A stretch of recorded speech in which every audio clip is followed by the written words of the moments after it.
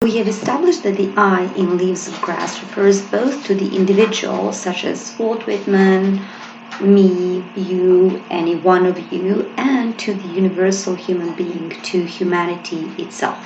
This is how Walt Whitman opens his Song of Myself. I celebrate myself and sing myself, and what I assume, you shall assume.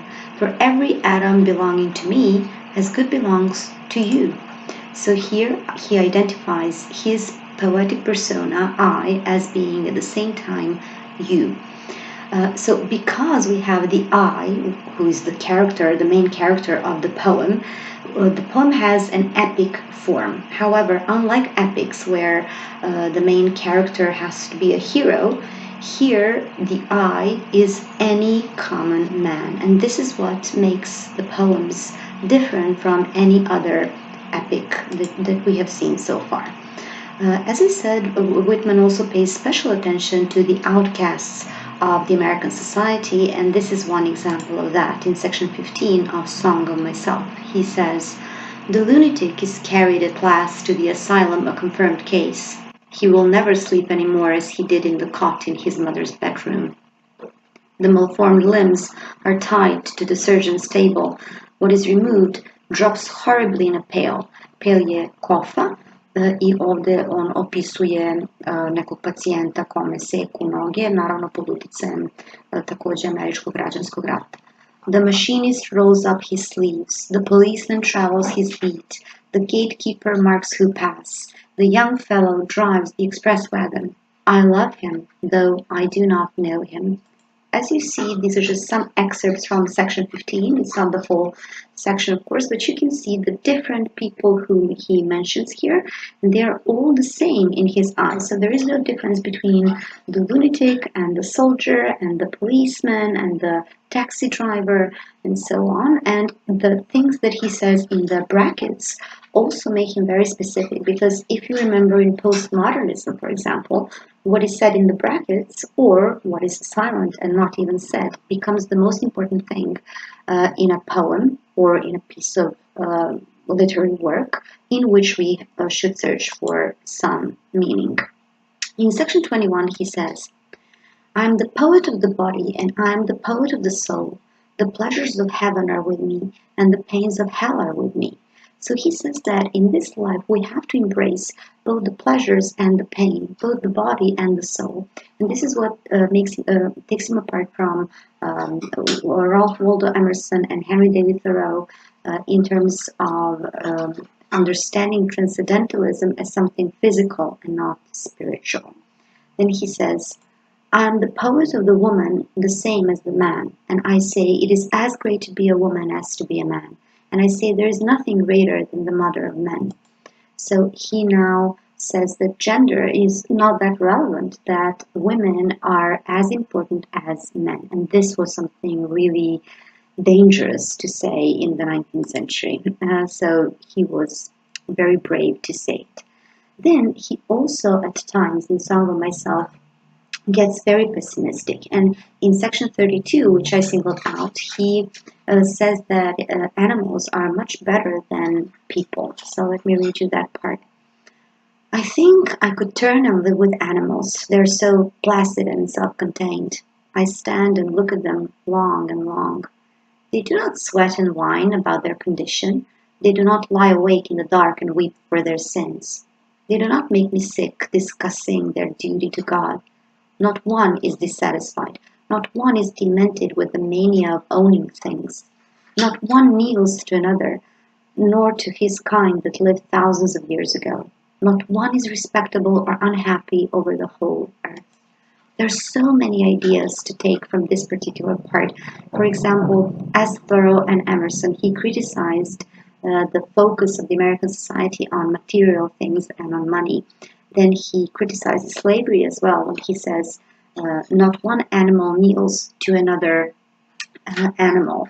And he criticizes religion, as you can see here. So he is quite pessimistic in this section 32. But then he suddenly says to himself, I cannot allow myself to be so pessimistic. I have to be optimistic for my humanity. Let's see what he says in section 24. I do not press my fingers across my mouth.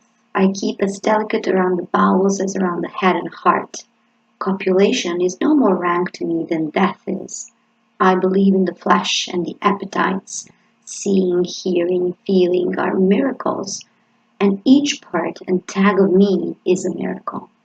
So if you look at the last line, each part and tag of me is a miracle, you can see that Whitman here is definitely praising the body, because of which he used to shock all other literary figures of the 19th century. And what you can see here is a nice translation of this part. Ja ne pokrivam usta prstima, ja mislim da utroba nije manje vredna od glave i srca. Općenje mi nije prostije od smrti. Ja vjerujem u meso i u požude, vid, sluh, opipije su čuda, a svaki dio i okrajak mene jest čudo. U pitanju je, kao što vidite, hrvatski prevod, ali je veoma lep, pa sam želela to da podelim sa vama. Then, when he finds himself being optimistic again, he remembers that people are usually prone to thinking about their own miseries, and they rarely focus on what is pleasurable and enjoyable in their lives. And this is why he says in section 38, probably my favorite line from Song of Myself, I discover myself on the verge of a usual mistake. So a usual mistake is a common mistake, something each person is bound to make at some point in his life. But what I praise this line for is that he remembers that he's about to make a mistake, and then he corrects it, and he doesn't make that mistake. So he tries to find something pleasurable in his life, and here is what it is. He thinks of himself as a teacher, somebody who will teach his students, or his readers in this case, how to live and how to find both pain and pleasure in this life. This is a really nice passage from section 47. I am the teacher of athletes. He that by me spreads a wider breast than my own, proves the width of my own. He most honors my style, who learns under it to destroy the teacher.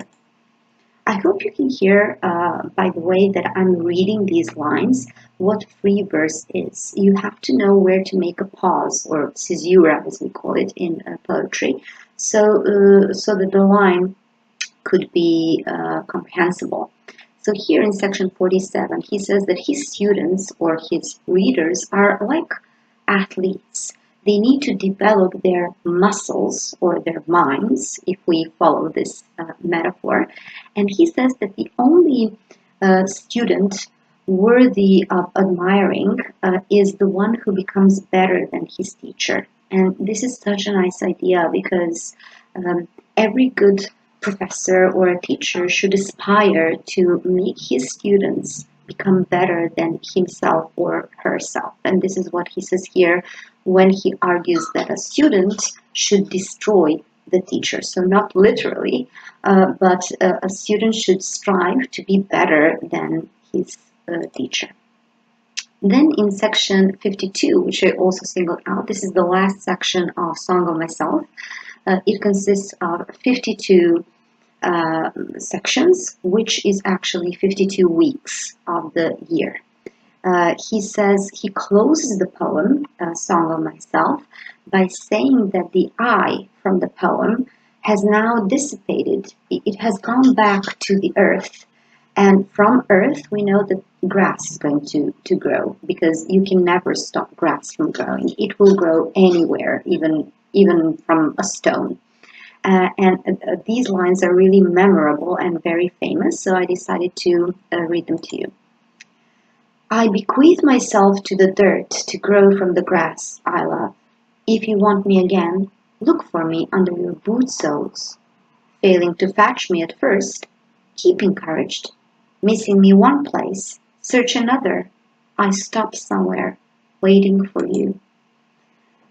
These lines make me think that whenever I see grass on the ground, I know that there are so many souls of so many people in this grass that can speak to me. So this is the meaning of Whitman's transcendentalism, at least to to my mind that it basically enforces this symbol of grass as something so powerful. So God is not in heavens, God is in the earth, and God can be seen through the leaves of grass on which we are stepping every day. So he says here, I stopped somewhere waiting for you. So now I has become you. You, the readers, are the ones who are going to keep this song of myself alive by rereading the poem. Each time when you read it, you make it alive again.